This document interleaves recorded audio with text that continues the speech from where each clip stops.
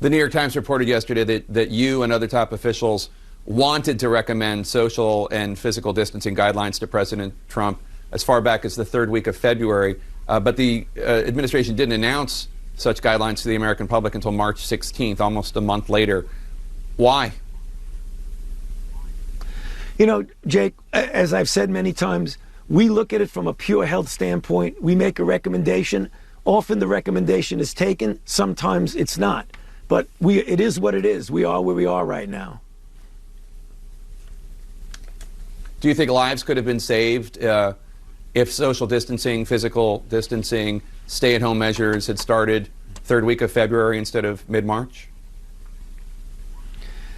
You know, Jake, again, it's the what would have, what could have. It's very difficult to go back and say that. I mean, obviously, you could logically say that if you had a process that was ongoing and you started mitigation earlier, you could have saved lives. Obviously, no one is going to deny that.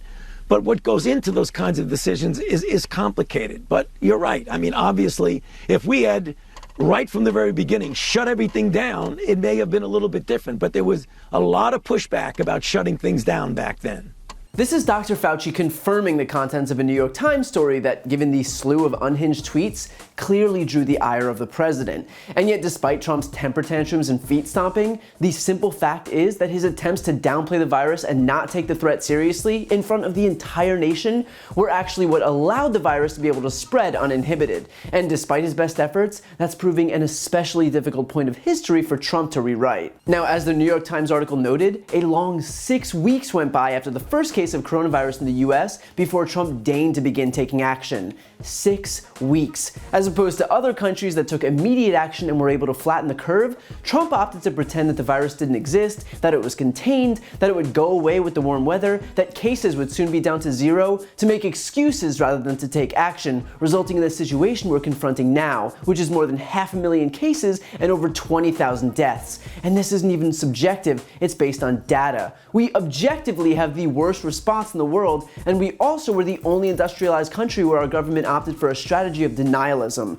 This isn't rocket science here. It is basic cause and effect. The countries that took swift action, like Germany and South Korea, have flattened their curve, and countries like ours, which took little to no action, where the president showed up at campaign rallies and pretended the, quote, hysteria surrounding the outbreak was a democratic effort to sink his presidency, have a curve that is spiking still months later, every single day. But what has especially infuriated Trump is that the Times article showed how it wasn't only his public missteps that shaped his response to the outbreak, it was his behind-the-scenes failures laid out in excruciating detail that so clearly show how the bungled US response lies squarely at his feet. There was the fact that the National Security Council received intelligence reports in early January predicting the spread of the virus to the US. Those very reports gave the option of keeping Americans home from work, a step that Trump explicitly rejected as he appeared on national television suggesting that Americans should be going to work.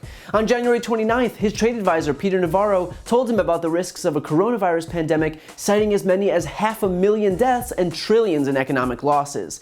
A day later, on January 30th, Health and Human Services Secretary Alex Azar directly warned Trump about the possibility of a pandemic, to which Trump responded that he was being alarmist. In early February, Azar announced a government surveillance system in 5 US cities to project the next hotspots.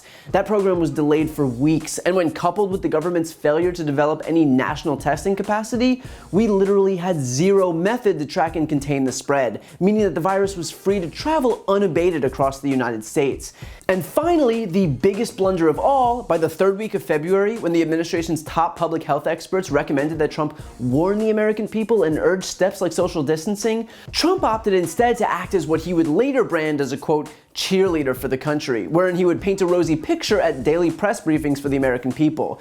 Because clearly, what we needed was to be fed a fairy tale instead of being adults and taking steps toward mitigation. In other words, in his efforts to manifest a rosy outcome, he actually ensured that our outcome would be anything but rosy. And so the culture of government that Trump created, one where experts are distrusted, where loyalists coddle Trump's ego instead of challenging him, where political expediency is rewarded over actual work, where Democrats and the media are used as scapegoats for the administration's own shortcomings, where funding for public health was bled dry to allow for it to be reallocated to Trump's pet projects, all lent themselves simultaneously to this perfect storm wherein the White House not only failed at every single juncture to contain the spread, but actually exacerbated it by way of their own incompetence. So when Dr. Fauci is inevitably punished for his cardinal sin of not towing the party line and groveling at Trump's feet, you'll know that Trump is just continuing to foster the exact same culture that got us into this mess in the first place. Because, per usual, he's more concerned with protecting himself than he is the American people.